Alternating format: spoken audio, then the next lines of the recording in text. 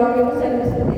కాబట్టి చూడండి, ఇక్కడ 8వ అధ్యాయం 2:8 చూడండి, నరపుత్రుడా, వారు తిరుగుబాటు చేసినట్లు నీవు చేయక నేను నీతో చెప్పు మాటలు విని నోరు తెరిచి నేనిచ్చు దానిని పూజించు అని.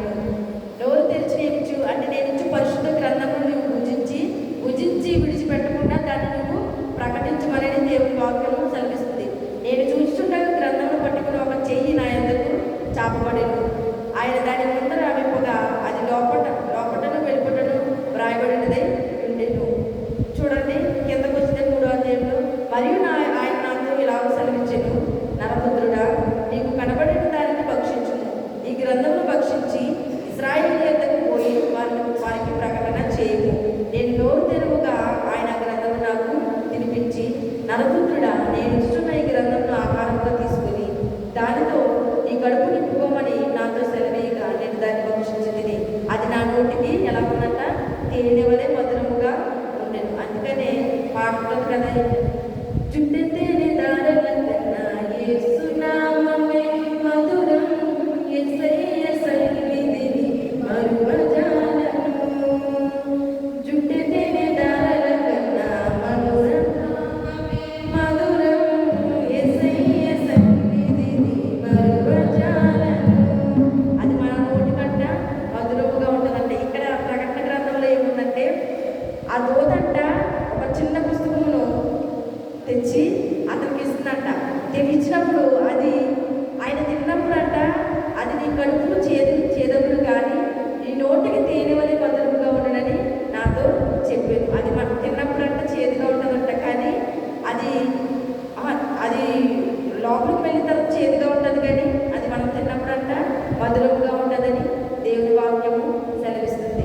చూడండి, ఆ శిష్యులు మనము సమరయ స్త్రీని జ్ఞాపకం చేసుకున్నట్లయితే, సమరయ స్త్రీ మరి దాహం గురించి దేవుడు మీరిచ్చి నీరు తాగేవాడు మరలా తగ్గుకుంటాడు, కానీ నేను ఇచ్చి నీరు తాగేవాడు ఎన్నటికీ తగ్గుకున్నాడు అని సమరయ స్త్రీ దగ్గర ఉన్నప్పుడు యేసయ్య కొరకు శిష్యులు వచ్చినప్పుడు ఆయన అడుగుతారనమాట, ప్రభువా భోజనం చెయ్యనంటే ఆయన ఒక మాట రాసిస్తారు. చూడండి, యోహాను సువార్త 4వ అధ్యాయం, యోహాను సువార్త 4వ అధ్యాయం 31వ వచనం చూడండి. శిష్యుడు బోధకుడా భోజనము చేయమని ఆయనను వేడుకుంటుంది. అప్పుడు మన యేసయ్య ఏమంటారంటే చూడండి, అందుకు ఆయన భుజించుటకు మీకు తెలియని ఆహారం నాకు ఉన్నదని వారితో చెప్పగా, తెలియని ఆహారం నాకు ఉన్నదని చెప్పగా, ఆయన ఆహారం అంటే ఈ యొక్క నశించిపోయే వారిని వెదక రక్షించడానికి, పాపంలో పడ్డ వారిని లేవడానికి, ఆయన సువార్తను ప్రకటించడానికి, అదే ఆయనకి ఆహారం. వేరేది లేదు. ప్రార్థన చేయడం, ఇతరులకి ఆ యొక్క రోగాన్ని స్వస్థపరచడం, ఇదే ఆయన ఆహారంగా భావించాడు తప్ప శారీరకమైన ఆహారం ఏమీ అయినా కోరుకోలేదు. ఎందుకంటే మనం ఈ లోకంలో ఉన్నంత కాలం కూడా మనం శరీరం కోసమే ఎక్కువ ప్రాబ్లం అవుతుంది. ఎందుకంటే ఈ లోకంలో ఉన్నంతకాలం మనకు ఆకలి కావాలి, ఆహారం కావాలి, ఆహారం తింటేనే మనము జీవించగలము. కానీ మనము శరీరాన్ని గురించి ఆలోచిస్తున్నాం, కానీ ఆత్మకు సంబంధమైన ఆహారం ఏమి కావాలో మనము ఎవరు కూడా గ్రహించలేకపోతున్నాం. శరీరంలో ఉన్న అవయవాలను నింపేసుకున్నాం, కానీ మన ఆత్మకి ఏం కావాలో మనం ఎవరు కూడా గ్రహించలేకపోతున్నాం.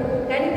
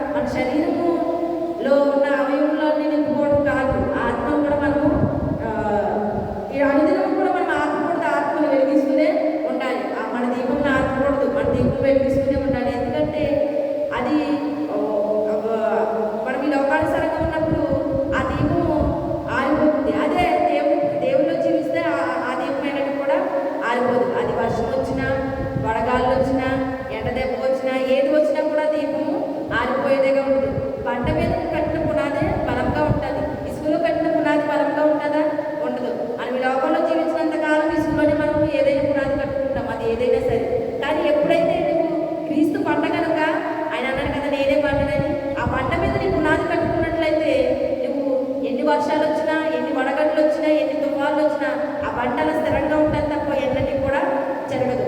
మీరు చూడండి, చెట్టు ఏదో ఉందన్నమాట, ఆ చెట్టు అంచులు చెట్టు ఏదో చెట్టు, ఏ చెట్టు అది చూడండి, ఎంత గాలేసిన తప్ప ఇలా వంగుతుంది తప్ప అది ఎంత మాత్రం కూడా పడదు. ఆ చెట్టు అలా స్టడీగా నిలబడి ఉంటుంది. అలాగే మనము పరిశుద్ధంగా జీవించినప్పుడు కూడా నిరవంజి చెట్టు ఎన్ని వచ్చినా కూడా అది పడదు, అలా స్టడీగా ఉంటుంది. అలాగే మనం పరిశుద్ధాత్మ దేవుళ్ళు మనము జీవించినట్లయితే మనకి ఎన్ని శోధనలు వచ్చినా, ఎన్ని ఇరుకులు వచ్చినా, ఎన్ని ఇబ్బందులు వచ్చినా మనం వంగిపోతామేమో తప్ప ఎన్నటికి కూడా కూలిపోము. అలాగే మనం కూడా ఉండాలని దేవుడి వాక్యం సెలవిస్తుంది. కాబట్టి మనకిచ్చిన సమయాన్ని బట్టి, మనకిచ్చిన ఆధిక్యతను బట్టి, మనకిచ్చిన ఆరోగ్యాన్ని బట్టి, మనకిచ్చిన ఆయుష్ని బట్టి దినదినము కూడా ఈ వాక్యాన్ని మనం పూజించేవారుగా ఉండాలి. మొదట అది నీకు చేదుగా ఉన్న తర్వాత నీకు ఎలా ఉంటుందంటే మధురముగా ఉంటుందంట, తీపుగా ఉంటుందంట, ఇంకా చదివిన పోలు చదవాలనిపిస్తుందంట, దేవుని గురించి తెలుసుకుని పోలు తెలుసుకోవాలనిపిస్తుందంట. ఎందుకంటే మనలో ఫస్ట్ చేతి ఉంటుంది, ఆ వాక్యం ద్వారా మనం చేతి పనిచేసుకుంటాం కాబట్టి, ఆ వాక్యం ద్వారా మనం చేదంతా మనం వినిపించుకుంటాం కాబట్టి మనకి ఇంకా అంతా తీపుగానే ఉంటుంది. కాబట్టి ఇంకా దినదినము కూడా మనం వాక్యాన్ని చదివేవారుగా ఉంటాం. దివారాత్రంలో ఆయన వాక్యం ధ్యానించేవాడే తగ్గాడు, అప్పుడప్పుడు చదివేవారు కాదు. దివారాత్రం కూడా మనం దాన్ని ధ్యానించాలి.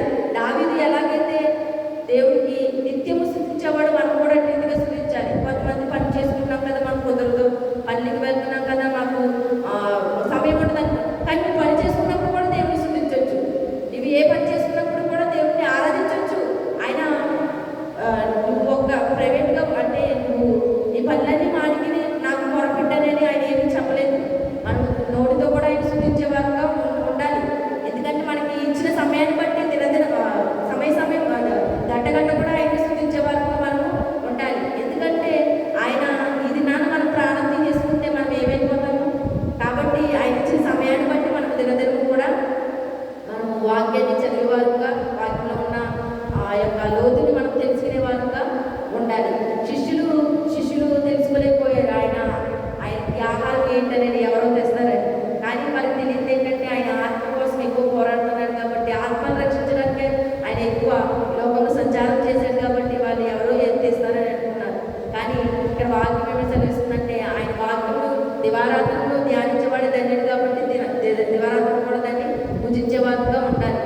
కాబట్టి మనం అటు రీతిగా ఉండాలని దేవుడు వాక్యం చదివిస్తుంది. నేనైతే వాక్యం చెప్పట్లేదు, మరి దేవుడు ప్రేరణ బట్టి చెప్తున్నాను. మరి పెద్ద రాలేదు కాబట్టి ఏమైనా తప్పుంటే అయితే క్షమించండి. చూడండి తర్వాత ఏమో చెప్తున్నానండి.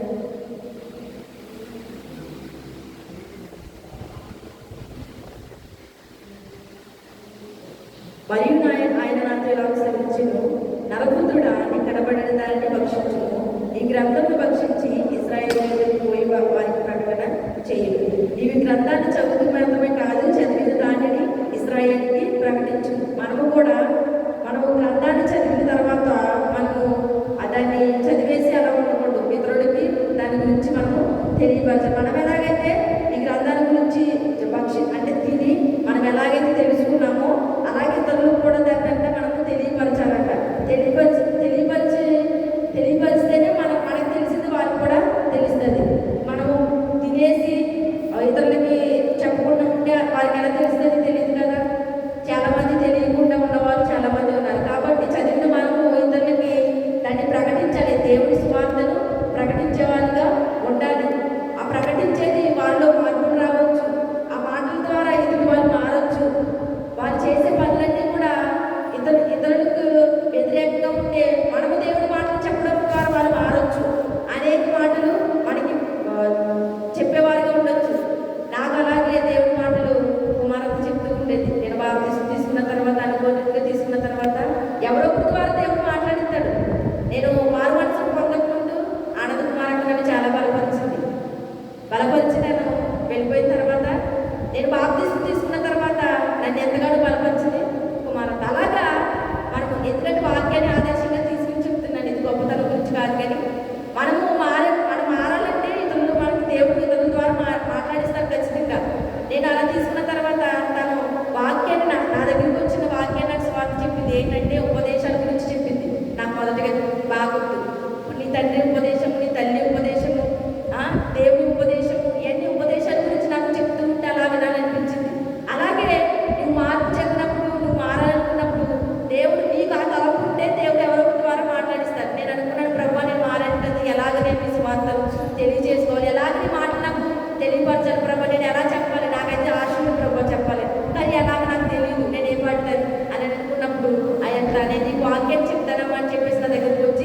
సువార్త ప్రకటించాలి.